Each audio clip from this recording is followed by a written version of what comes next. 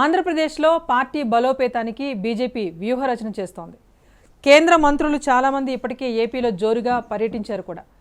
నిన్న అల్లూరి సీతారామరాజు విగ్రహావిష్కరణ సందర్భంగా ప్రధాని మోదీ ఆంధ్రప్రదేశ్లోని భీమవరం చేరుకున్నారు.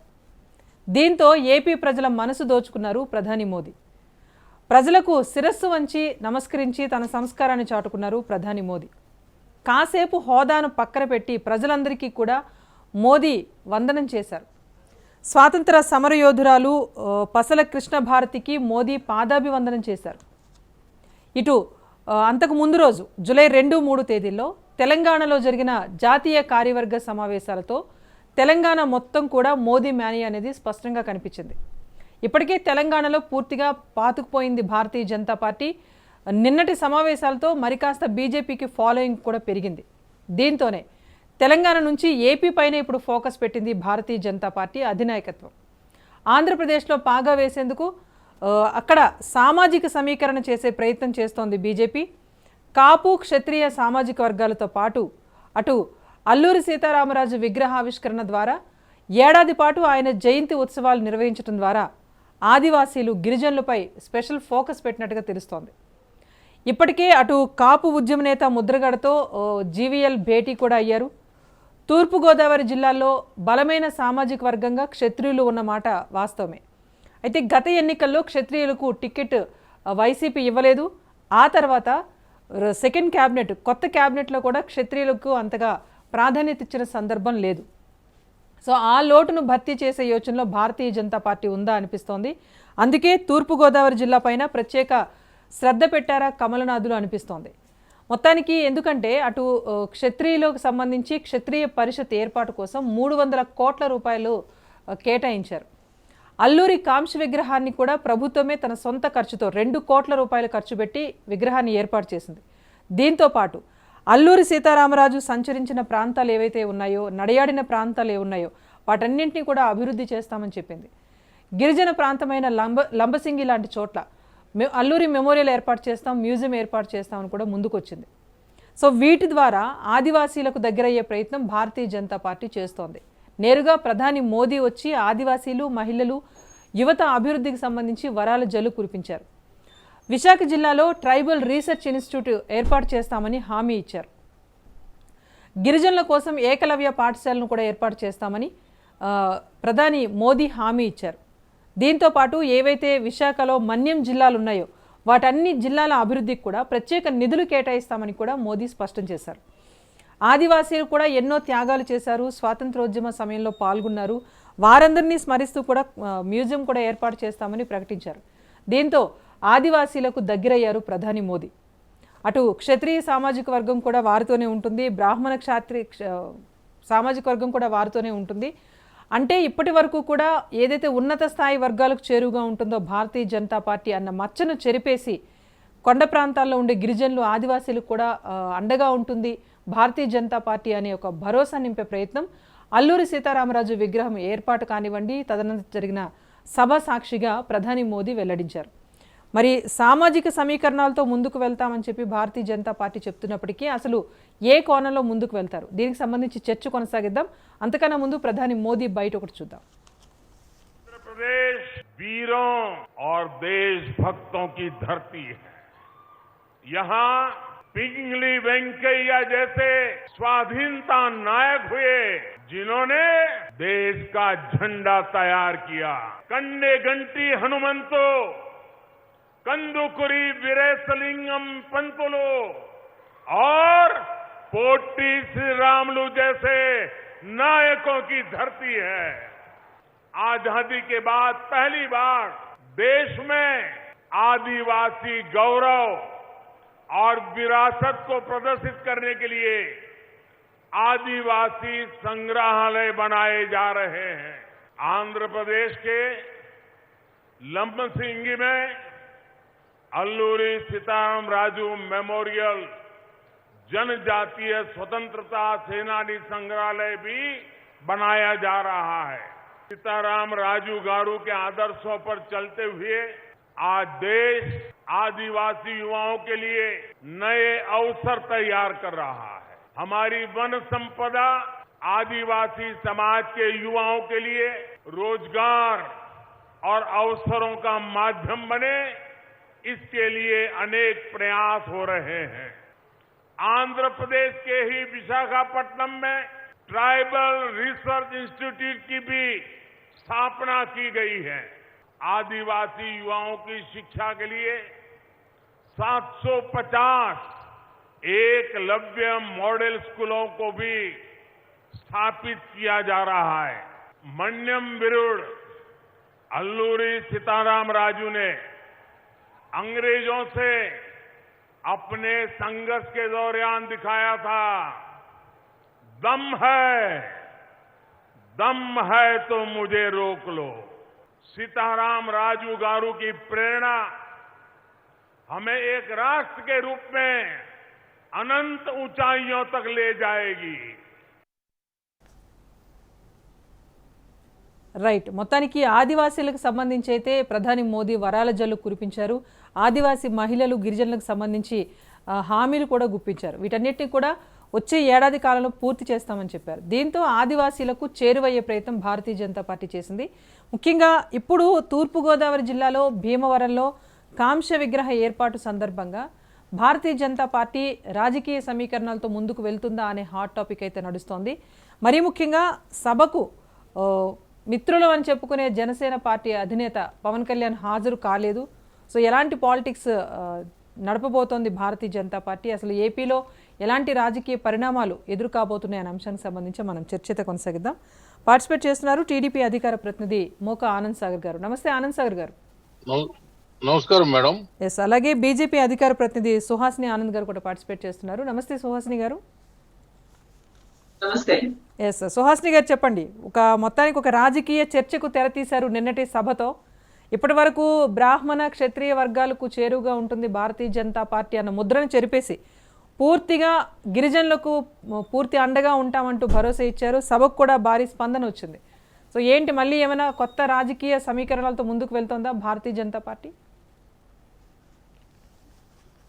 ప్యానెల్లో ఉన్న పెద్దలందరికీ నమస్తే, రాజ్ న్యూస్ ప్రేక్షకులకు నమస్కారం. ఒకటి, సమీకరణాలు అనేది ఏం లేదండి. అన్ని కులాల వారిని, అన్ని మతాల వారిని, అన్ని జాతుల వారిని కూడా సమానంగానే చూసుకుంటూ వెళ్తున్నాం. కాబట్టి ఒకప్పుడు 2 ఉన్నది, ఇప్పుడు 303 ఎగబాకింది భారతీయ జనతా పార్టీ. అంతేకాకుండా ఒక కుల పార్టీగా, కుటుంబ పార్టీగా, ఇప్పుడు కొత్తగా ఒక అబ్రివేషన్ కొడుకు పార్టీగా కూడా కాకుండా ఒక జాతీయ పార్టీగా ఏ విధంగా ఎవరైనా ఎక్కడి నుంచైనా, ఏ స్థాయి నుంచైనా, ఏ స్థాయికైనా వెళ్ళొచ్చు అన్నది మా నినాదమే కాదు, ప్రాక్టికల్ గా చేసి చూపిస్తున్నాం. గతంలో కూడా ఒక మైనారిటీకి చెందిన అబ్దుల్ కలాం గారిని ఏ విధంగా అయితే రాష్ట్రపతిని చేశామో, అదే విధంగా ఇప్పుడు ఒక ఆదివాసీ గిరిజన ఒక మహిళని ఈ విధంగా రాష్ట్రపతి అభ్యర్థిగా ప్రకటించడం అన్నది అది చాలా మంచి శుభ పరిణామం. అది మా సిద్ధాంతంలో కూడా అలా ఉంది కాబట్టి అలా చేశాం. ఇంకా మాటలు అంటారా, ఏదో ఆ వర్ణానికి, ఈ వర్ణానికి, ఆ కులానికి మాత్రమే కట్టుబడింది అన్నది ఒక ప్రత్యక్ష వాదన తప్ప ప్రాక్టికల్ గా అది భారతీయ జనతా పార్టీలో లేదు.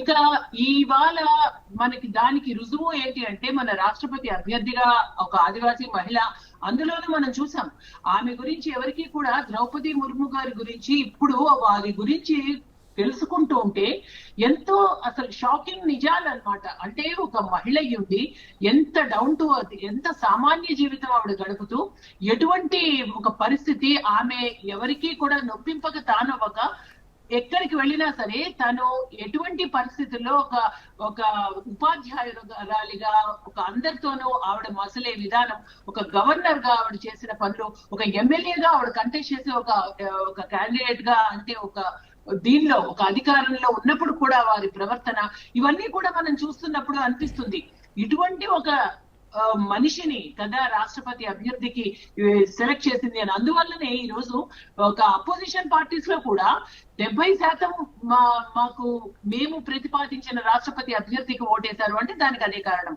ఇవాళ మనకి గౌరవనీయులైన మన రాష్ట్ర ప్రధానమంత్రిగా, మన దేశ ప్రధాని నరేంద్ర మోదీ గారు వచ్చినప్పుడు మనకు అనిపిస్తూ ఉంటుంది, భీమవరంలో ఒక అల్లూరి సీతారామరాజు గారి విగ్రహావిష్కరణకు వచ్చారు. వచ్చినప్పుడు అసలు ఎవరైతే ఆ మన్యం వీరుడు, అగ్గివీరుడు, అందులోనూ ఒక్క మనిషి అయి ఉండి గిరిజనులందరికీ కూడా అండగా నిలిచి అతి పెద్ద బ్రిటిష్ సామ్రాజ్యాన్ని ఒక ఎదురేడి ఒక సాయుధ పోరాటం చేసిన వీరుడు కాబట్టే ఈ రోజు 125వ జయంతి సందర్భంగా అక్కడ వరకు వచ్చి వారికి ఈ విధంగా ఘన నివాళి తెలియచేస్తూ, అంతేకాకుండా ఆదివాసీల కోసం గిరిజన విశ్వవిద్యాలయం ఇది వాళ్ళ కొత్తగా వచ్చింది కాదు, ఈ విధంగా ఈ సందర్భంగా వారు అనౌన్స్ చేశారంటే గతంలో నుంచి మేము ఏకలవ్య పాఠశాలలు ఇదంతా కూడా ఇప్పుడున్న కేంద్ర ప్రభుత్వం ప్రతిపాదించింది, ఇప్పుడు జరుగుతోంది కూడా. అందులోనూ గిరిజన విశ్వవిద్యాలయం విశాఖపట్నం దగ్గర పెట్టాము అని. ఇవన్నీ ఈ 8 years ఆఫ్ సేవా కింద మేము అందరము అన్ని రాష్ట్రాలలోనూ ఏమేమైతే ఈ ఆదివాసీలకి అన్ని విధాల బడుగు వర్గాల బలహీన వర్గాల వారికి అన్ని జాతుల వారికి కూడా ఏ విధంగా అయితే అన్ని చేస్తున్నామో అది ఇక్కడ ఈ సందర్భంగా చేసినవి ఒక్కసారి చెప్పడం జరుగుతోంది. ఇప్పుడు మనం చూస్తున్నాం ఏ స్కీమ్ ప్రకటించినా సరే దానిని ఇక్కడున్న రాష్ట్ర ప్రభుత్వాలు వారి స్టిక్కర్స్ మార్చుకుని గతంలోనూ చూసాం, ఇప్పుడు కూడా చూసాం. అంటే ప్రతి ప్రతిపాదనని ఇక్కడున్న రాష్ట్ర ప్రజలకు చేరువ అవ్వాలి, అయ్యే విధంగా అందరూ లబ్ధి పొందాలి అని కేంద్ర ప్రభుత్వ పథకాలు వచ్చినా, కేంద్రం నుంచి నిధులు వచ్చినా అవి ఏ విధంగా డైవర్ట్ అయిపోతున్నాయో మనందరం చూస్తున్నాం. ఇలాంటివి జరగకుండా ఎప్పుడైతే డైరెక్ట్ గా మొన్నటికి మొన్న మా దేశ అధ్యక్షులు నడ్డా గారు వచ్చినప్పుడు, ఈ రోజు గౌరవనీయులైన ప్రధానమంత్రి నరేంద్ర మోదీ గారు వచ్చినప్పుడు కూడా ఇవన్నీ వారి నోటమట వచ్చినప్పుడు అప్పుడు ప్రజలందరికీ ఓహో ఇన్ని చేస్తున్నారా అని మేము ప్రతిరోజు కూడా చెప్తూనే ఉన్నాము. అదే సుహాసిని గారు ఒక ప్రధానిగా స్వాతంత్ర సమరయోధుల్ని గుర్తించారు, విగ్రహావిష్కరణ చేపడుతున్నారు, ఇదంతా కూడా దేశ ప్రజలు అబ్జర్వ్ చేస్తున్నారు. ఒకటి దీనికి ఏమైనా రాజకీయ రంగు పులిమే ప్రయత్నం చేస్తున్న వారందరికీ ఏం సమాధానం చెప్తారు? ఎందుకంటే తెలంగాణలో జాతీయ కార్యవర్గ సమావేశం నిర్వహించేందుకు ఇక్కడికి వచ్చారు, ఆ సందర్భంలోనే కార్యక్రమం కూడా జయంతి కూడా కలిసి వచ్చింది కాబట్టి ఏపీకి వెళ్ళారా, లేకపోతే రాజకీయంగా ఒక చర్చకు దారిద్దామనే ఉద్దేశంతో ప్రధాని మోదీ అక్కడికి వెళ్ళారా? ఒక ప్రధానిగా బాధ్యత నిర్వహించారు అనుకోవాలా, లేకపోతే ఏపీలో బలోపేతం కోసం ఒక అడుగు ముందుకు వేశారని తీసుకోవాలా? ఇది 2-3 నేషనల్ ఎగ్జిక్యూటివ్ మీటింగ్స్ జరగడం ఒకటి, కంటిన్యూషన్ 4వ తారీఖు అసలు ఇక్కడ అల్లూరి సీతారామరాజు గారి జయంతి సందర్భంగా విగ్రహావిష్కరణ చేసే ఉద్దేశం ఉంది కనుకనే ముందు 2 రోజులు కూడా వారు నేషనల్ ఎగ్జిక్యూటివ్ కమిటీ మీటింగ్స్ పెట్టుకుని ఉండేవాళ్ళు. ఇప్పుడు దీనికి అదా దానికి ఇదా అని చెప్పడం కన్నా అన్ని సవ్యంగా మన రాష్ట్రంలో ఏది ఎప్పుడు ఎక్కడ ఎలా చేయాలో అలా చేస్తున్నారు. అలా అనుకోవడానికి కరెక్ట్ గా మనము దీని గురించి మాట్లాడుకోవాలి. ప్రతిపక్షాలు అంటారా ఏదో వారికి ఇంకా వేరే ఏ ఆయుధము దొరకట్లేదు తిప్పి కొట్టడానికి అన్న విధంగా ప్రతిదాన్ని కూడా కోడిగుడ్డు మీద ఈకలు పీకడం అన్నది వారికి అలవాటు కాబట్టి దానిని మనం పరిగణనలోకి తీసుకోం. ప్రతి రాష్ట్రంలోనూ, ప్రతి జిల్లాలోనూ, ప్రతి కాన్స్టిట్యుయెన్సీలోనూ భారతీయ జనతా పార్టీ ఏంటంటే మా పని మేము చేసుకుంటూ వెళ్తాము.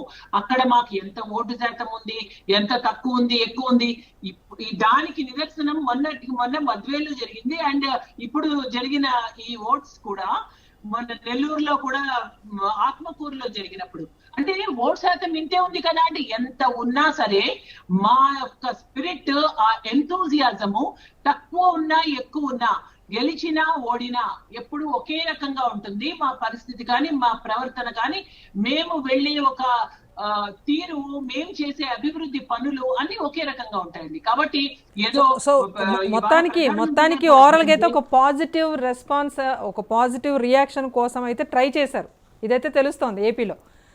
మాట్లాడదామండి, మాట్లాడదాం. ఆనంద్ సాగర్ గారు చెప్పండి, ఒక ప్రధానిగా బాధ్యతగా వచ్చి అల్లూరి సీతారామరాజు ఒక స్వాతంత్ర సమరయోధుడి విగ్రహావిష్కరణ కోసం వచ్చినట్టుగానే కార్యక్రమాన్ని తీసుకోవాలా, లేకపోతే ఇప్పటి వరకు ఏవైతే క్షత్రియ సామాజిక వర్గం కానీ లేకపోతే కాము సామాజిక వర్గం కానీ వీరికి మాత్రమే పరిమితమైన భాజపా ఇప్పుడు అన్ని వర్గాలకు కూడా దగ్గరయ్యే ప్రయత్నం చేస్తోంది, అందులో భాగంగా ఇలాంటి కార్యక్రమాలు చేపట్టింది, ఈ విధంగా తీసుకోవాలంటారా?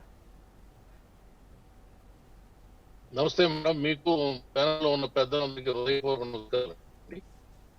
ముఖ్యంగా అల్లూరి సీతారామరాజు గురించి మాకు విశ్లేషించినటువంటి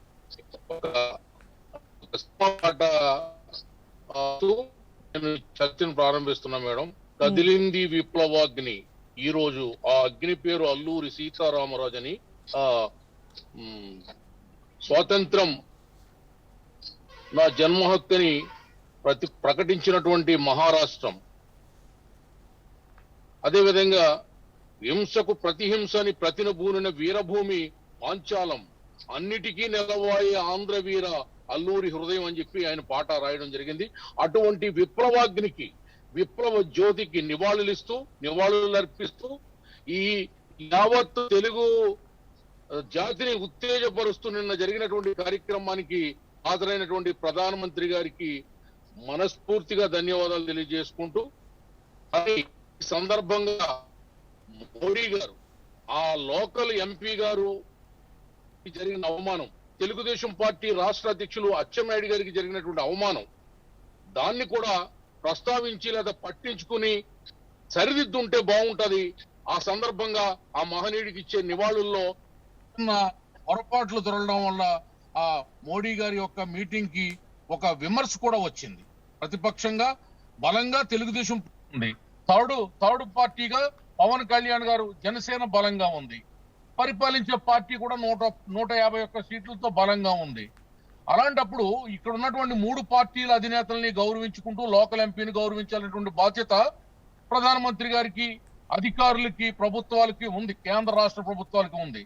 కాబట్టి ఏది ఏమైనా సీతారామరాజు గారికి నివాళులు అర్పించడానికి మోడీ గారు రావడం, రాష్ట్రానికి కొన్ని వరాలు ఇవ్వడం, మన తెలుగులో మాట్లాడడం, మెడలు ఆయన తల వంచి నమస్కరించడం, ఆయన సంస్కారం అంతా బాగానే ఉంది. కానీ అదే విధంగా వంగి తిరుపతిలో ఎన్నికల సభలో ఆయన ప్రకటించినటువంటి ఢిల్లీని తలదన్నే రాజధాని మాకు కావాలి, అదే విధంగా పోలవరం ప్రాజెక్టు సత్వరం నిర్మాణం పూర్తి కావాలి, విభజన హామీ చట్టాలు అమలు కావాలి, పెంచిన అసెంబ్లీ సీట్లు తక్షణం అవి అమల్లో తీసుకురావాలి, అదే విధంగా తెలంగాణ ప్రభుత్వం దగ్గర ఉండిపోయినటువంటి ఆంధ్ర రాష్ట్ర వాటా డబ్బును తక్షణం తెలంగాణ ప్రభుత్వంతో ఇప్పించే ప్రయత్నం కేంద్రం చేయాలి, జల వివాదాలు పరిష్కరించాలి, ఈ రాష్ట్రానికి అప్పుల్లో కూరుకుపోయినటువంటి రాష్ట్రానికి, పేద రాష్ట్రమైనటువంటి ఆంధ్ర రాష్ట్రానికి ప్రధానమంత్రి గారు బొమ్మలు పెట్టే కంటే డబ్బులు ఇచ్చి ఆదుకోవాలని, ఇక్కడ ఉన్నటువంటి పరిస్థితులు చక్కదిద్దాలని, ఈ ప్రభుత్వం రాష్ట్ర ప్రభుత్వం చేస్తున్నటువంటి తప్పుల మీద కొరడా జులిపించాలని, ముఖ్యంగా ఒక 11 కేసుల్లో విచారణ ఎదుర్కొంటున్నటువంటి ముఖ్యమంత్రి ఈ వైఖరి, ఈ ఆంధ్రప్రదేశ్ రాష్ట్ర యొక్క ఆర్థిక భవితవ్యాన్ని, యువకులకు ఉపాధి ఉద్యోగ భవితవ్యాన్ని నాశనం చేస్తున్న విషయాన్ని కూడా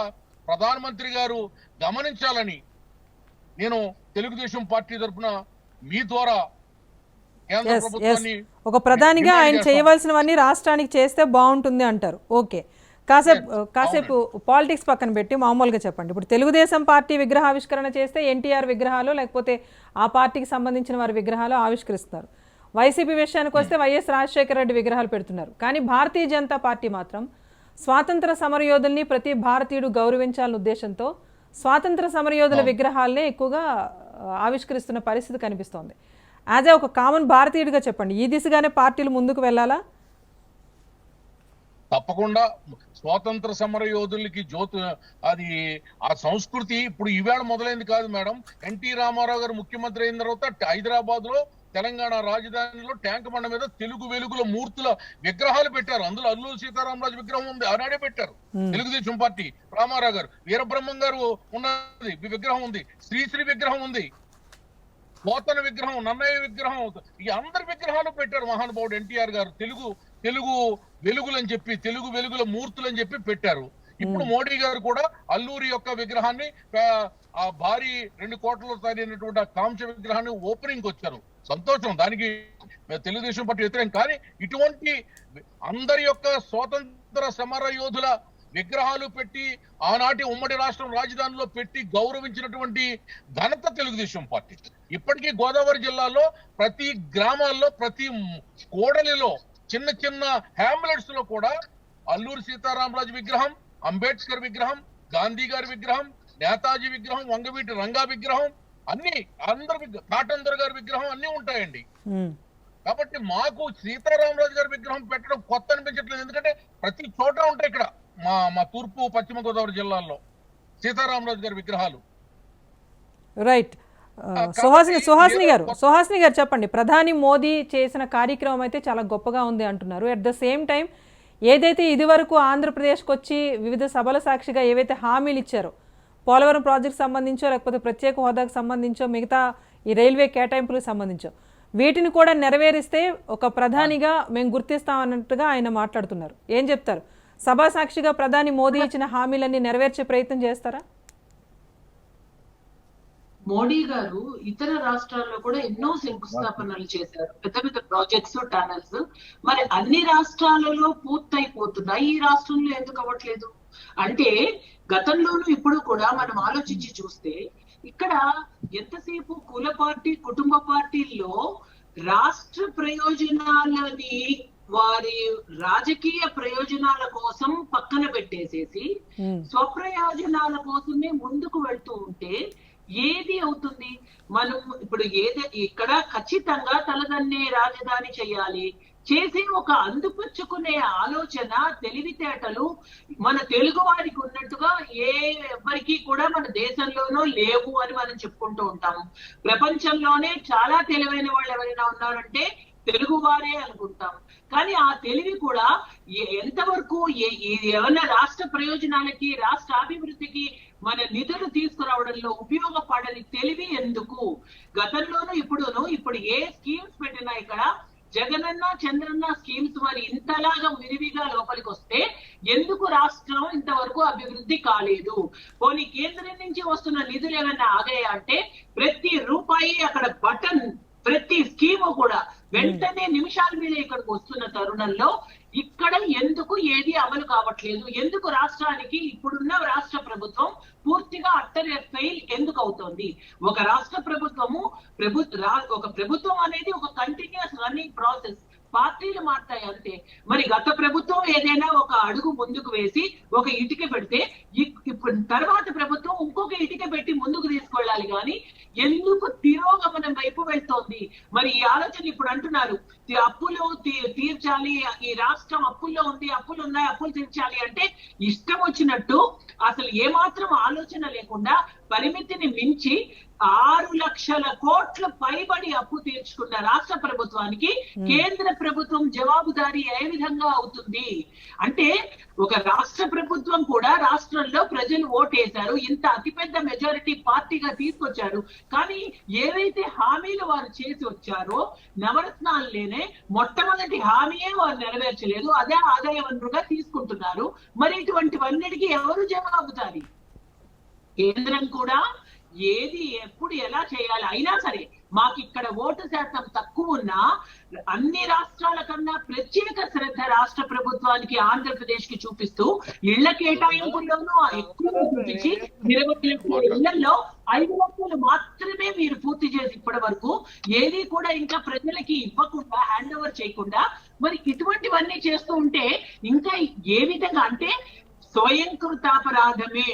ఇక్కడున్న రాష్ట్ర ప్రభుత్వాలు గతంలోనూ ఇప్పుడు కూడా వారు చేస్తున్న తప్పిదాలను కప్పిపుచ్చుకోవడానికి కేంద్ర ప్రభుత్వం పైన నెట్టుతున్నదే తప్ప ఇప్పుడున్న ప్రత్యేక హోదా కూడా ప్యాకేజెస్ అయితే వీళ్ళకి ఇంకా చాలా బాగుంటుందన్న ఉద్దేశంలో ఏదైతే ప్యాకేజ్ అని ఒప్పుకుని వీళ్ళు మాట్లాడారో మళ్ళీ అదే వీళ్ళు యూటర్న్ తీసుకుని ప్రత్యేక హోదాని ఏ విధంగా మాట మార్చేస్తారు, దానిపైన మళ్ళీ ఏ విధంగా రాజకీయాలు చేసుకోవడానికి ఇప్పుడు అదే మళ్ళీ ఎజెండా, మళ్ళీ అదే మాట మీద ఏదో విధంగా బురద జల్లి 2024కి వేరే పాయింట్ లేదు. ఇవాళ ఇక్కడ కనెక్టివిటీకి రోడ్స్ వేశారంటే 3 లక్షల కోట్లు నేషనల్ హైవేస్, అది ఆంధ్రప్రదేశ్ కి ఎక్స్క్లూజివ్ గా.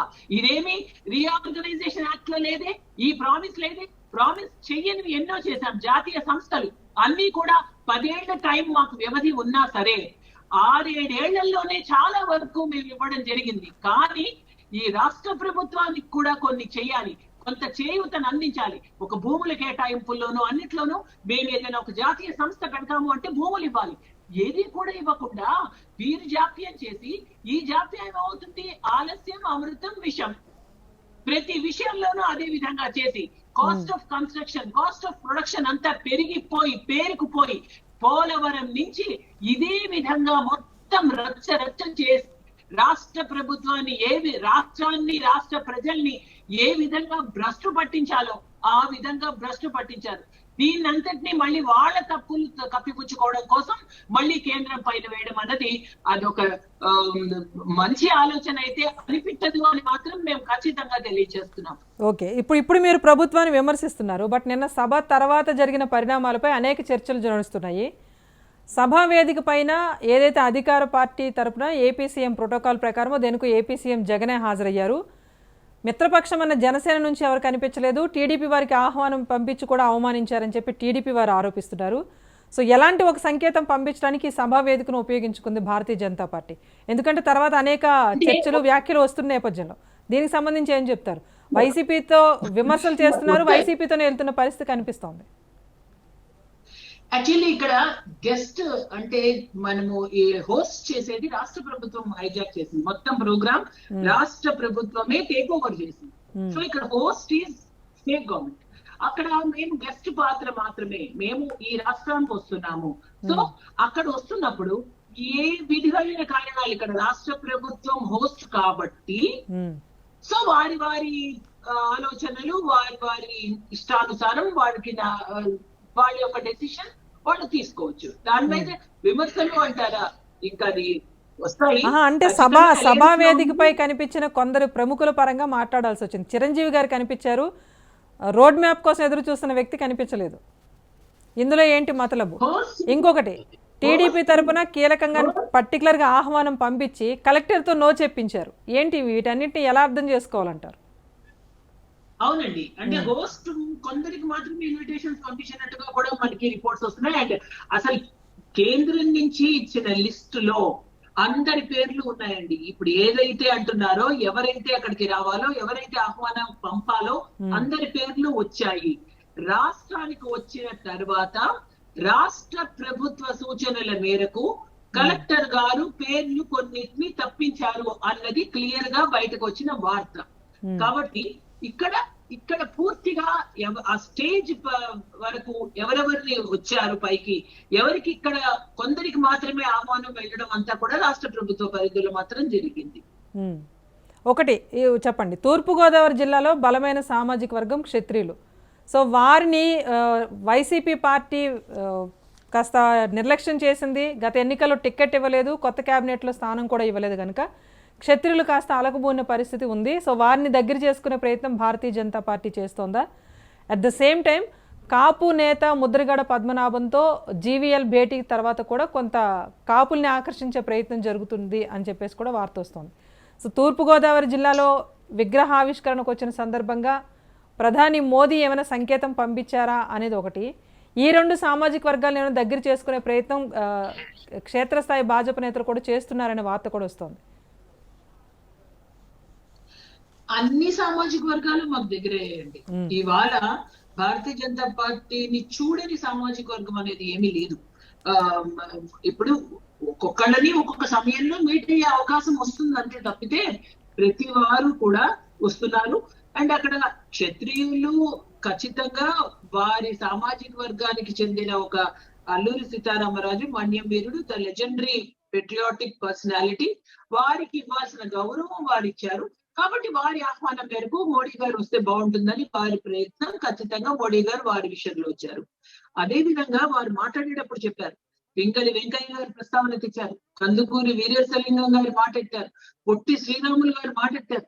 కాబట్టి ఇక్కడ ఏంటంటే ఏదో ఒక సామాజిక వర్గం కోసం వచ్చాము అందువల్ల ఇంకొకటి మాట్లాడకూడదు ఇలా లేదండి. అక్కడ మూడు నాలుగు కాంబినేషన్ మనం కనుక అబ్జర్వ్ చేసి చూస్తే ఎందుకు వచ్చారు? క్షత్రియులు చెప్పిన వారు అరేంజ్ చేశారు కాబట్టి ఒకే అల్లూరి సీతారామరాజు విగ్రహాన్ని వారు అన్వీల్ చేయడానికి వచ్చారు. అండ్ ఎవరి కోసం?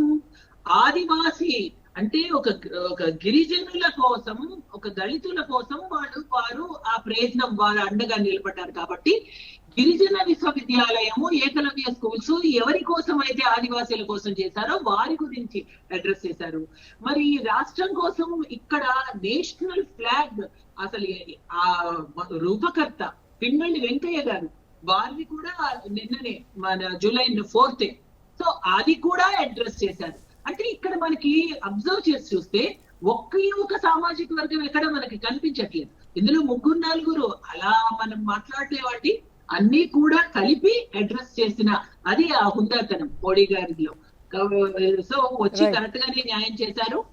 అండ్ ఇంకొకటి, అవకాశం ఉన్నప్పుడు ఖచ్చితంగా వస్తారు తప్ప ఎప్పుడు కూడా ఏదో ఎప్పుడో రాలేదు అనుకోండి, ఒకవేళ రేపు పొద్దున పొరపాట్లు రాకపోతే అదిగో వీటిపైన ద్వేషం ఉంది కాబట్టి రాలేదు అని మళ్ళీ కూడా విమర్శలు వస్తాయి.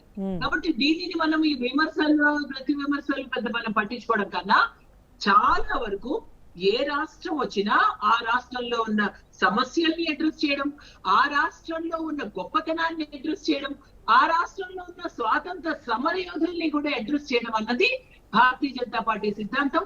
ప్రత్యేకంగా గౌరవనీయులైన మా ప్రధానమంత్రి మోదీ గారు ఇటువంటివన్నీ కూడా చాలా సీరియస్ గా పట్టించుకుని తప్పకుండా అడ్రస్ చేయడం అన్నది వారి లక్షణం. రైట్ రైట్ అది తెలుగులో ప్రసంగంతో మొదలైనప్పుడే అర్థమైంది అక్కడ జనానికి. రైట్, మొత్తానికి ఏపీలో భారతీయ జనతా పార్టీ బలోపేతానికి మరింత కృషి చేస్తోంది. ఆ విషయం అయితే తెలుస్తుంది. ఎందుకంటే కేంద్ర మంత్రులు చాలామంది ఇప్పటికే ఏపీకి వెళ్తున్నారు, సభాసాక్షిగా మాట్లాడుతున్న పరిస్థితి. కానీ నిన్న అల్లూరి సీతారామరాజు కాంస్య విగ్రహ ఆవిష్కరణ సందర్భంగా ప్రధాని మోదీ వెళ్ళటం వల్ల భారతీయ జనతా పార్టీకి ఏమైనా కలిసి వస్తుందా ఆంధ్రప్రదేశ్లో అన్న చర్చ అయితే నడుస్తుంది. మాట్లాడుతున్నాం. ఎస్ ఆనంద్ సార్ గారు, ఒకటి చెప్పండి, పొత్తులకు సంబంధించి అయితే ఏ పార్టీ నుంచి ఎలాంటి క్లారిటీ అయితే ఇప్పటివరకు ఇవ్వలేదు. ఒకటి చెప్పండి, తెలుగుదేశం పార్టీ అధికారంలో లేదు ప్రస్తుతం, సో భారతీయ జనతా పార్టీ కూడా లేదు.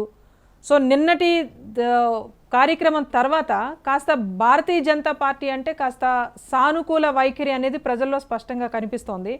సో అలాంటి పార్టీతో ముందుకు సాగాలి అన్న ఆలోచన ఏమైనా తెలుగుదేశం పార్టీలో కలిగిందా నిన్నటి సభ తర్వాత?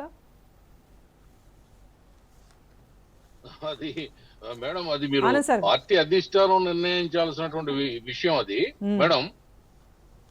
మామూలుగా చెప్పండి, ఇప్పుడు క్షేత్రస్థాయిలో కార్యక్రమం జరిగినప్పుడు పాజిటివ్ వైబ్ అనేది ఉంటుంది. సో భారతీయ జనతా పార్టీకి పెద్దగా క్యాడర్ లేదు, దీంతో ఏమైనా కాస్త సానుకూలంగా ఉన్న పార్టీతో వెళ్ళాలన్న ఆలోచన. మేడం, ఇది విగ్రహాలు ఆవిష్కరణ సభలు లేకపోతే ఏదన్నా ప్రజలకు ఏదన్నా ఒక ప్రాజెక్ట్ ని అంకితం చేసే సభలకి ప్రధానమంత్రి లెవెల్లో తీసుకొచ్చి గత ప్రభుత్వాలు కూడా తీసుకొచ్చాయి. వాజ్పేయి గారిని, ఇందిరాగాంధీ గారిని, మొరార్జీ దేశాయ్ గారిని అందరినీ తీసుకొచ్చాం. ఇప్పుడు ఇందిరాగాంధీ గారు కూడా వచ్చి తెలుగులో నమస్కారం మాట్లాడి నమస్కారం పెట్టేవారు, ఫస్ట్ ఇంట్రడక్షన్ చేసేవారు ఇందిరాగాంధీ గారు. ఆవిడ కూడా మన స్వాతంత్ర యోధులను తలుచుకునేవారు, ప్రజల్ని మెస్ప్రిజం చేసింది అమ్మ ఇందిరమ్మ. అలాగే ఈయన కూడా ఆ స్థాయిలో ఈవేళ కొంచెం యాక్టింగ్ చేశారు సారు, మోడీ సారు. కాబట్టి తెలుగు వారికి అన్ని కొత్త ఏం కాదు మేడం. విగ్రహాలు ఆవిష్కరణ లేకపోతే తెలుగులో మాట్లాడి తెలుగు పింగళ వెంకయ్య గారిని, కన్నెగంటి హనుమంతుని, కందుకూరి వీరేశలింగం గారిని వీళ్ళందరినీ ఆయన గుర్తు చేస్తే పూచుకునే అదమ్మతం మనం లేవు. కానీ ఇక్కడ పరిస్థితి ఏంటంటే ఒక దళితుడిని రాష్ట్రపతి చేసింది బీజేపీ అని చెప్తున్నారు మేడం. అక్కడ ప్రతినిధి, బీజేపీ ప్రతినిధి వారు అదే దళిత రాష్ట్రపతికి ఈ రాజమండ్రిలో సీతానగరం పోలీస్ స్టేషన్ లో శిరోమణనం చేస్తే వైసీపీ నాయకులు ఇదే ప్రభుత్వం నడుపుతున్న పార్టీ పెద్దలు చేయిస్తే పోలీస్ స్టేషన్ లో రాష్ట్రపతి ఇచ్చిన ఉత్తర్వును కూడా ఈ రాష్ట్ర ప్రభుత్వం బుట్టలో వేసేసింది, తొంగలో తొక్కేసింది. ఇప్పుడు ఒక ట్రైబల్ తీసుకొచ్చి రాష్ట్రపతి చేసామంటున్నారు. ట్రైబల్ అయినా ఎస్సీ అయినా ఏమున్నది మేడం, రాష్ట్రపతి పదవి ఒక రబ్బర్ స్టాంప్ గా పెడుతున్నారు.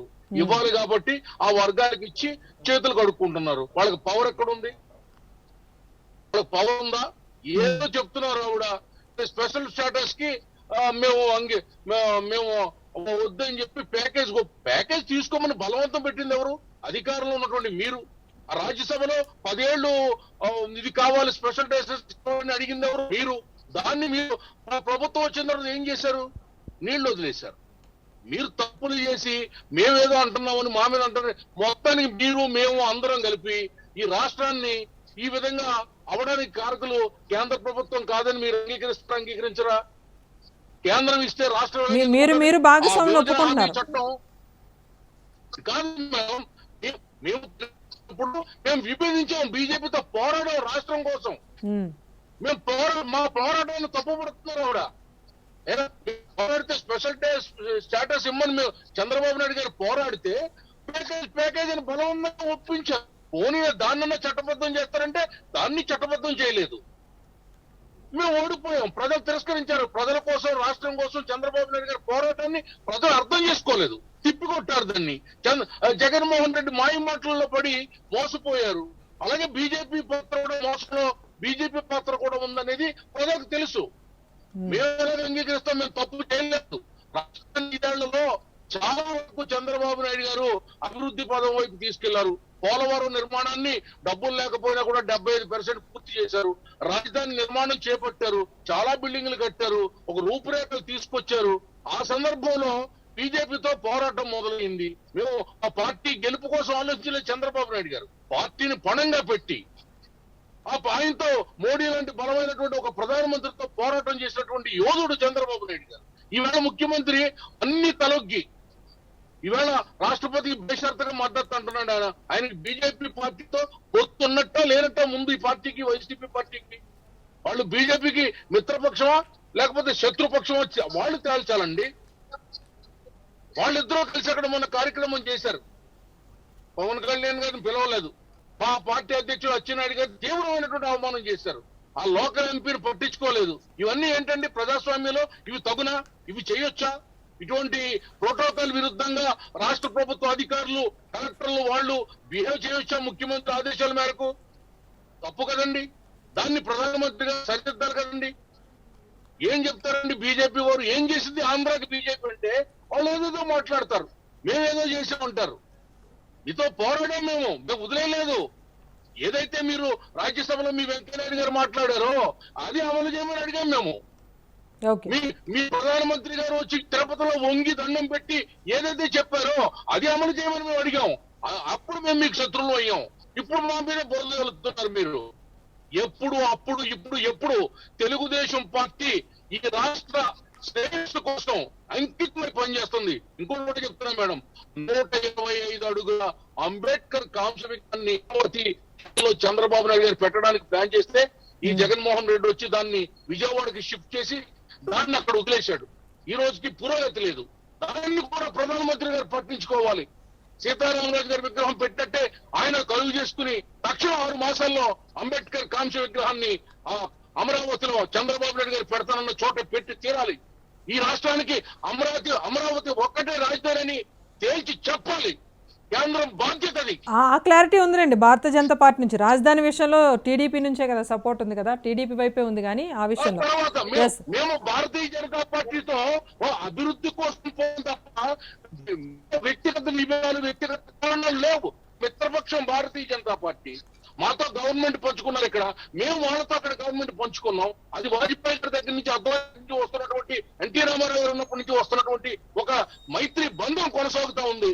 ఇప్పటికీ మేము జనసేనని, బీజేపీని మిత్రపక్షంగా మేము గౌరవిస్తాం, మిత్రలాభాన్ని కోరుకుంటాం. మేము వ్యతిరేకం కాదు. కానీ విధి విధానాలకి రాష్ట్రానికి అన్యాయం జరిగితే, రాష్ట్రాభివృద్ధికి అవరోధం జరిగితే, భావితరాలకు భవిష్యత్తు శూన్యమైపోతే ఈ దగాకోరు రాష్ట్ర ప్రభుత్వాన్ని కేంద్రం వెనకేసుకొస్తే మాత్రం ఎట్టి పరిస్థితుల్లో మోడీ గారు ఎంత బలవంతుడైనా, బీజేపీ ఎంత జాతీయ పార్టీ అయినా తెలుగుదేశం పార్టీ పోరాటం కొనసాగుతూనే ఉంటుందని ఈ సందర్భంగా మీ ద్వారా తెలియజేసుకుంటాం. సుహాసిని గారు చెప్పండి. పదవులు కాదు, నిమ్న వర్గాలకు పదవులు కాదు, వారి సమస్యలను పరిష్కరించే దిశగా భారతీయ జనతా పార్టీ చొరవ చూపించట్లేదు అంటున్నారు. అదే మాట ఇప్పుడు వారే చెప్పారు కదా, ఏదో పదవులు ఇస్తే ఊరికే రబ్బర్ స్టాంపులు అలా ఇస్తే ఏమీ ఉపయోగం లేదు, అది ఏదో ఇస్తారు కానీ వీళ్ళ పని వీళ్ళు చేసుకెళ్ళిపోతున్నారు అంటున్నారు. మేబీ అదే ఉద్దేశంలో వారు బీసీకి వీళ్ళందరికీ, ఎస్సీ ఎస్టీలకి ఇలాగే చేశారేమో, అనుభవ రీత్యా మాట్లాడుతున్నట్టున్నారు. బట్ అలాంటి ఒక పరిస్థితి, అలాంటిది కనుక ఒకటి చేసి ముందుకు వెళ్తే ఖచ్చితంగా ప్రజలు తిరస్కరిస్తారు. మరి ఏ విధమైన రాజకీయ ఇది లేకపోతే మరి చంద్రబాబు నాయుడు గారు ప్యాకేజ్ తీసుకున్న తర్వాత చాలా గట్టిగా ఎవరో ఒప్పించేస్తే ఒప్పుకోలే అంత ఆలోచన లేని మనుషులు అక్కడ ఎవరు లేరండి. 40 years ఆఫ్ ఇండస్ట్రీ, చాలా ఎక్స్పీరియన్స్, విజనరీ ఉన్న మనిషి ఇంకొకళ్ళు బలవంతం పెడితే ఒప్పేసుకుంటారా? అసలు ఆ మాట చెప్పడానికైనా సరే కొంచెం మొహమాట పడాలి. బట్ వీళ్ళేమో మాకు చేత కాదు, మమ్మల్ని బలవంతంగా ఒప్పించేశారు అని ఏ విధంగా మాట్లాడుతున్నారో మాకైతే అర్థం కావట్లేదు. మీకు నిజంగా ఇప్పుడు తిరుగుబాటు చేస్తున్నట్టు అప్పుడే తిరుగుబాటు చేయలేకపోయారా? ఇంకొక విధంగా ఉండేది. ఎందుకు అలాగా మళ్ళీ ఒకసారి ఆ స్వార్థ ప్రయోజనాల కోసం మాట ఎందుకు మారుస్తున్నారో మాకైతే అర్థం కావట్లేదు. ఏది ఏమైనా ఈ రోజు రాష్ట్రానికి కావాల్సింది ఏంటి అంటే, ఏది వీరు 10,000 పసుపు కుంకుమ కోసం ఎలక్షన్స్ ముందు అనౌన్స్ చేసింది మర్చిపోయినట్టున్నారు. ప్రజలు డబ్బులు ఏదో ఇస్తే ఓట్లు వేసేస్తారని కాదు, ఒక ఛాన్స్ ఇద్దామని ఇప్పుడున్న రాష్ట్ర ప్రభుత్వానికి. ఈ ఛాన్స్ ఎవరి వల్ల వచ్చిందండి? ఈ టీడీపీ వల్ల కదా వచ్చింది ఇప్పుడున్న రాష్ట్ర ప్రభుత్వం. టీడీపీ చేసిన తప్పుదెవల వల్ల కాదా ఇప్పుడున్న రాష్ట్ర ప్రభుత్వం వచ్చింది? ఇప్పుడు రాష్ట్ర ప్రజలు బాధపడేది, అనుభవించేది ఎవరి వల్ల? ఏదైనా సరే ఆలోచనతో కేంద్రం ఇచ్చిన దాన్ని ఒక మాట చెప్పారు, ప్రత్యేక హోదా వల్ల ఒరిగేదేమీ లేదు, నార్త్ ఈస్టర్న్ స్టేట్స్ ఏమయ్యాయి అని క్లియర్ గా ప్రాక్టికల్ గా చూపించారు చంద్రబాబు నాయుడు గారు. అలాంటిది అంత విషయం తెలిసిన మనిషి అన్ని తెలిసి మరి వాళ్ళు యూటర్న్ చేసుకుని వారి ట్రాప్ లో, వైసీపీ ట్రాప్ లో టీడీపీ పడి కేంద్రం పైన మాట్లాడడం అన్నది అది ఒక అనాలోచిత చర్య. అటువంటివి వారు ఏదో ఇంకా ఫెయిల్యూర్స్ ని కప్పిపుచ్చుకునే ఒక ప్రయత్నం మాత్రమే. ఏది ఏమైనా సరే ఇవాళన్న రాష్ట్రంలో ప్రతి పథకం, ప్రతి ఒక రాష్ట్ర ప్రభుత్వ వ్యతిరేక విధానాల్ని ఎండగట్టేది, ప్రశ్నించేది భారతీయ జనతా పార్టీ. ఎందుకంటే మనం చూసాం, ఏదో ఈ విగ్రహాలు పెట్టడానికి మేము గతంలో తీసుకొచ్చాం. చూడండి, మీరంతా గతంలో తీసుకొచ్చినా ఎలా తీసుకొచ్చినా ఒక విషయం అపోజిషన్ పార్టీస్ కూడా ఒప్పుకున్నాయి. ఏ విధంగా అంటే పదవి ఉన్నా లేకపోయినా ఒక కార్యకర్త మనసు పెట్టి పనిచేసేది ఏదైనా ఒక పార్టీ ఉంది అంటే అది భారతీయ జనతా పార్టీ అని చాలా మంది విశ్లేషకులు కూడా దీని గురించి చెప్పారు. ఇదే విధంగా మేము విజయవాడలో జనాగ్రహ సభ చెప్పారు, పెట్టి చాలా పెద్ద ఎత్తున రాష్ట్ర ప్రభుత్వ విధానాలపై నిరసన తెలియజేసినప్పుడు చాలా మంది వచ్చారు. అత్యద్భుతమైన రెస్పాన్స్ వచ్చింది. ప్రజలు ఒక తిరస్కరణ మనకు ఆ విధంగా తెలిసింది. అదే విధంగా రాయలసీమ రణభేరి, అసలు ఎక్కడా కూడా ఇసుకేస్తే రాలని జనం అంటే వారు సొంతగా ఖచ్చితంగా రాష్ట్ర ప్రభుత్వం మారాలి అన్న ఒక ఉద్దేశం ప్రజల్లో ఉంది కాబట్టి వారంత మంది వచ్చారు. మరి ఇక్కడ ఉత్తరాంధ్రలో కూడా జనపూర్ యాత్రలో ప్రతి ప్రాజెక్ట్ ని మేము వెళ్ళడం జరిగింది, ప్రతి విషయాన్ని మేము అడ్రస్ చేస్తున్నాం. ఈవెన్ కోవిడ్ సమయంలో కూడా ప్రతి అంశం గురించి మేము మాట్లాడాం. ఇదే విశాఖపట్నంలో, ఇదే రాష్ట్రంలో చాలా మంది అండి 90% నియోజకవర్గాలు టీడీపీ గెలిచింది. ఏమయ్యారండి ఎమ్మెల్యేలు? కలుగులో కూర్చున్నారు, ఇంట్లో కూర్చున్నారు. అందుకన్నా ప్రజలు మీకు పట్టం కట్టింది. ఏం మాట్లాడతారు అసలు? ఒక ధైర్యంగా ఆ 30 సీట్లు, ఆ 20 సీట్లు ఎందుకు ఇచ్చామా టీడీపీకి అని ప్రజలు బాధపడే ఒక వ్యవహారం తీసుకొచ్చారు. 150 వాళ్ళకి వచ్చాయండి. మీకు బలం ఉంది కదా, మీకు బలం ఉంది, ఆ మాత్రం బలం ఉండి మీరు ఏం చేస్తున్నారు, ఎలా పోరాడుతున్నారు? ఏ బలం లేకపోయినా మేమే రోడ్ల మీదకి వచ్చి మేమే మాట్లాడుతున్నామే. కేంద్ర ప్రభుత్వం ఎవరికైనా సరే, గతంలో ఉన్న టీడీపీ ఉన్నప్పుడైనా ఇప్పుడు వైసీపీ ఉన్నా, ఎవరున్నారా అని కాదు, అలయన్స్ ఉన్నా, అక్కడ మిత్రం ఉందా శత్రుత్వం ఉందా అని కాదు, ఏ రాష్ట్రానికైనా సమానంగానే చూస్తుంది. ఇక్కడ రాష్ట్ర ప్రభుత్వం, రాష్ట్ర ముఖ్యమంత్రి ఏదో వెళ్ళారు, ఎక్కువ మంది సార్లు కలిసేస్తున్నారు అంటే దీనిని మళ్ళీ వాళ్ళ మాటల్లో మీడియా పరంగాను ఏదో వీళ్ళు ఒకటైపోయారు అన్న ఒక వాదనలు సృష్టించి మళ్ళీ ఏదో వీళ్ళు మళ్ళీ ఒక కార్యక్రమం జరిగిన తర్వాత అనేక వ్యాఖ్యలు వస్తాయి, వాదనలు వస్తాయి, కాదంటలేదు. సుహాసిని గారు ఒక్క విషయం చెప్పండి. ఇప్పుడు 2014లో విజయం సాధించిన తర్వాత నుంచి కూడా మంచి దూకుడు మీదే వెళ్తోంది భారతీయ జనతా పార్టీ.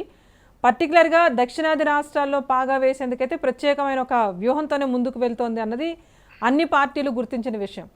ఒక్కటి చెప్పండి, ఏపీలో అయితే క్యాడర్ పెద్దగా లేదు, మీరన్నట్టుగా ఓట్ పర్సంటేజ్ కూడా 1 or 2%, 1%. సో ఇలాంటి టైంలో అక్కడున్న ప్రాంతీయ పార్టీలను కాదని వెయిట్ సార్ ప్రాంతీయ పార్టీలను కాదని ఒక జాతీయ పార్టీ పాగా వేయగలుగుతుందా ఇలాంటి కార్యక్రమాలు ఎన్ని చేపట్టినా? మన ఆత్మకూరులో అంతకుముందు 1% కన్నా తక్కువ వచ్చింది, ఇప్పుడు 14% వచ్చింది. అంటే మన బద్వేల్లో కూడా అలాగే పెరిగింది. ఒకటి మేలేం కాబట్టి అంటారు, అది ఒక నిర్వివాద, అది ఎటువంటి ఒక వాదన అంటే అది కూడా ఒక అనాలోచిత వాదనే. ఎందుకంటే ఒక ఎలక్షన్స్ వచ్చాయి అంటే ఖచ్చితంగా దాంట్లో పోటీ చేస్తేనే ఎవరి పార్టీ ఎంతో ఎవరి బలం ఎంతో తెలుస్తుంది. పోటీ చేయకుండా మా వల్లే వాళ్ళకి వచ్చింది అనుకోవడం ఒక అవివేకమైన వాదన. మేము పోటీ చేస్తాము, ఎలక్షన్స్ అంటే ఒక పొలిటికల్ పార్టీ అంటే ఖచ్చితంగా బరిలో దిగాము. ఇంకా రాష్ట్రం మాది, ఎప్పుడూ కూడా మా అభివృద్ధి మా ఎజెండా. అభివృద్ధి చేస్తూనే మేము ఇది చేశామని చూపిస్తూ మేము ఎలక్షన్స్ కి వెళ్తున్నాం. గతంలో తిరుపతిలోనూ అలాగే వెళ్ళాం, మన బద్వేల్లో అలాగే వెళ్ళాం, ఆత్మకూరులోనూ అలాగే వెళ్ళాం. కాబట్టి మాది ఏదో వెనకాల వారి చరిత్రని చూపించుకుంటూ అని కాకుండా ఈ రాష్ట్రానికి మేము ఏం చేశాము, ఏం చేయబోతున్నాము అన్న ఒక ఎజెండాతోనే ముందుకు వెళ్తున్నాం. కాబట్టి ఖచ్చితంగా రాష్ట్రంలో మాకు ఈసారి మెరుగైన ఒక ఓటు శాతం వస్తుంది అనడంలో అతిశక్తి లేదు. ప్రజలు ఖచ్చితంగా ఇప్పుడు డబుల్ ఇంజన్ సర్కార్కే చూస్తున్నారు. కేంద్రంలో బీజేపీ ఉంటే రాష్ట్రంలో కూడా బీజేపీ వస్తే త్వరితగతిన రాష్ట్రం అభివృద్ధి చెందుతుంది అన్న ఒక ఆలోచన చదువుకున్న ప్రతి వారిలోనూ వచ్చిందండి. ఎందుకంటే మధ్యలో ఏ రాష్ట్ర పార్టీ అయినా రాజకీయ ప్రయోజనాల కోసం డైవర్ట్ చేసేసి ఫండ్స్ మళ్ళీ ఇది కేంద్రం పైన బురద జల్లి వారి యొక్క అంటే నిస్సహాయతని ఇదంతా కూడా అవివేకపు చర్యలన్నీ కేంద్రం మీద నెట్టే ప్రయత్నం చేస్తారు. కాబట్టి ఖచ్చితంగా ఇక్కడ కూడా భారతీయ జనతా పార్టీ వస్తే ఇంకా వాళ్ళకి ఏమీ వంక దొరకదు. ఖచ్చితంగా కేంద్రంలో మేమున్నాం, రాష్ట్రంలో మేముంటాం. డెఫినెట్లీ ఇంకా అభివృద్ధి చాలా స్పీడ్ గా ముందుకు వెళ్తుంది అన్నది మా డబుల్ ఇంజన్ సర్కార్ యొక్క లక్షణం. సో ఇదే లక్ష్యంతో మేము ప్రజల ముందుకు వెళ్తున్నాము. Slow and steady wins the race. Will go in this way. ఖచ్చితంగా రాష్ట్రంలో నెక్స్ట్ వచ్చేది భారతీయ జనతా పార్టీ మాత్రమే. రైట్. ఆనంద్ సార్ గారు కన్క్లూడ్ చేయండి. ఆనంద్ సార్ మేడం, ఇప్పుడు మేడం గారు బీజేపీ మేడం మాట్లాడుతూ ఆవిడ బీజేపీ తరఫున మాట్లాడుతున్నారు లేకపోతే వైసీపీ తరఫున మాట్లాడుతున్నారు మాకు అర్థం కావట్లేదు. ఎందుకు అనిపించింది వెనకేసుకొచ్చి మాట్లాడుతున్నారు, ఆవిడ వెనకేసుకొచ్చి మాట్లాడుతున్నారు, మాకు అర్థం అవుతుంది. ప్రేక్షకుల నుంచి కూడా నాకు మెసేజ్లు వచ్చినాయి. ఇప్పుడు ఓకే అండి, ఇప్పుడు బీజేపీ 40 ఏళ్ళ అధికారంలో ఉంటుందంట, ఉంటామని చెప్తా ఉన్నారు. 30 ఏళ్ళ అధికారంలో ఉంటామని చెప్తున్నారు. చాలా సంతోషం. కళలు కనమ్మనండి, కళలు కనండి, తప్పులేదు. మీ కళలు సాకారం అవుతాయా లేకపోతే బోర్ల పడతాయా అనేది కాలం నిర్ణయిస్తుంది. ఇంకోటి, కాంగ్రెస్ పార్టీ చేసినటువంటి విభజన చట్టాన్ని మీరు తొంగలో తొక్కి తప్పుబట్టి ఆ కాంగ్రెస్ పార్టీ తీసుకొచ్చినటువంటి ఈవీఎం సిస్టమ్ ని మీరు దేశంలో ఉన్నటువంటి అన్ని రాజకీయ పార్టీలు వద్దంటున్నా కూడా మీరు కంటిన్యూ చేసుకుంటున్నారు. అది మీ బలగం, మీ గొప్పతనం, సంతోషం. కాబట్టి బీజేపీకి రాష్ట్రంలో ఉన్న ఓట్లు 0.9%, 1% కూడా ఓట్లు లేవు. తెలుగుదేశం పార్టీకి 40% ఓట్లు ఉన్నాయి. ఇప్పుడు రాష్ట్ర ప్రభుత్వం మీద తీవ్రమైనటువంటి అసంతృప్తి జ్వాలలు ఎగిసిపడుతున్నాయి. కాబట్టి రేపు రాబోయేది రాష్ట్రంలో తెలుగుదేశం పార్టీ ప్రభుత్వం. ఇది రేపు సూర్యుడు ఉదయిస్తాడనేది ఎంత నిజమో రేపు రాబోయే 24లో తెలుగుదేశం గెలుస్తుంది.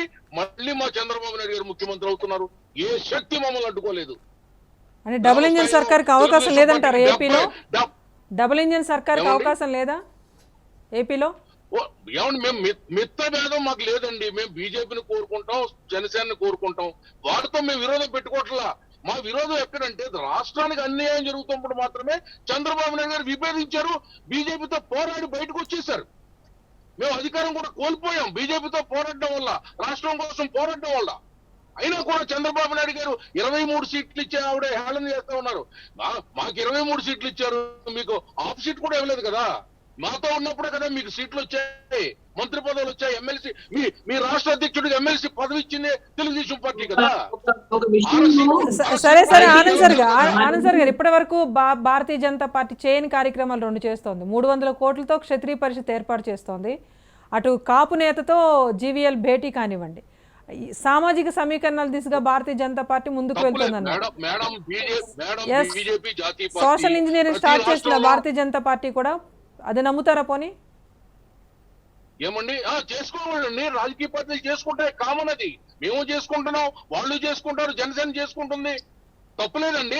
ఎవరి ప్రయత్నం వాళ్ళది. కానీ ఈ రాష్ట్రంలో వైసీపీని ఓడించాలంటే ఖచ్చితంగా ఇక్కడ ఉన్నటువంటి ప్రతిపక్షాలు బీజేపీ గాని, జనసేన గాని, తెలుగుదేశం గాని ఏకమవ్వాలి. ప్రజలు కోరుకుంటున్నారు ఆ విధంగా. అది గుర్తించకుండా ఆవిడ బీజేపీ హీరో, బీజేపీ బలం, సెంట్రల్ లో బలం అంటే సెంట్రల్ లో బలం ఇక్కడేది మీకు బలం లేదు కదా. అందుకని ఇక్కడ బలమైంది పార్టీ, వైసీపీని ఓడించే శక్తి సామర్థ్యాలు కలిగింది తెలుగుదేశం పార్టీ. సో ప్రాంతీయ పార్టీలతో పొత్తుతో వెళ్తేనే భారతీయ జనతా పార్టీకి అధికారం ఉంటుంది అంటారు. ఖచ్చితంగా ఆంధ్రప్రదేశ్ అంతకంటే గత్యంతరం బీజేపీకి లేదు madam. Right. Thank you Anand sir గారు. ఆల్రెడీ కలిసి ఉన్న వాళ్ళని చందనాడుకుని ఇప్పుడు మళ్ళీ కలవాలి అని అండల్లో ఆంతర్యం ఏంటి మాకు అర్థం కావట్లేదు. పైగా ఒకప్పుడు కాంగ్రెస్ ఇచ్చింది చంద్రబాబులేదండి రాష్ట్రం కోసం పోరాడడం మీరు కేంద్రంలో నో, ఆయన అంటుంది అది కాదు. ఎంత ఎంత జాతీయ పార్టీ అయినా సుహాసిని గారు ఎంత జాతీయ పార్టీ అయినా ఇక్కడ అధికారం రాదు, ప్రాంతీయ పార్టీలతో పొత్తుతో ముందుకు వెళ్తేనే వైసీపీని ఓడించగలమని చెప్తున్నారు ఆయన. అది ఆయన ఇస్తున్న కన్క్లూడన్. థ్యాంక్ యూ సుహాసిని గారు, and thank you Anand sir గారు డిస్కషన్లో పార్టిసిపేట్ చేసినందుకు. మొత్తానికి ఆంధ్రప్రదేశ్లో మోదీ నిన్న సభకు అటెండ్ అయ్యారు, అల్లూరి సీతారామరాజు విగ్రహాన్ని ఆవిష్కరించారు. కానీ సభా వేదికపై కనిపించిన ప్రముఖుల విషయంలో కానివ్వండి, లేకపోతే గైర్హాజరైన కీలక నేతల విషయంలో కానివ్వండి, కొంత చర్చ అయితే నడుస్తోంది. అట్ ద సేమ్ టైం ఇప్పటి వరకు కూడా సోషల్ ఇంజనీరింగ్ లాంటిది చేయని భారతీయ జనతా పార్టీ క్షత్రియ పరిషత్ ఏర్పాటు కోసం కానివ్వండి, అటు కాపు నేతలతో కీలక నేతలతో భేటీలు కానివ్వండి, ఇవన్నీ చేస్తూ ఉండటంతో సామాజిక సమీకరణాలు ఏమైనా ప్రారంభించిందా, అది ఇక్కడ తెలంగాణలో ఎలాగో పాగా వేసే దిశగా ముందుకు వెళ్ళి సక్సెస్ అయింది, అటు ఏపీలో కూడా పాగా వేసే దిశగా భారతీయ జనతా పార్టీ ముందుకు వెళ్తుందా అనే చర్చే కీలకంగా ప్రస్తుతం ఆంధ్రప్రదేశ్లో నడుస్తోంది. మరి భవిష్యత్ పరిణామాలు ఎలా ఉంటాయో వేచి చూడాల్సిందే. ఇది ఇప్పటి వరకున్న అప్డేట్. చూస్తూనే ఉండండి రాజ్ న్యూస్.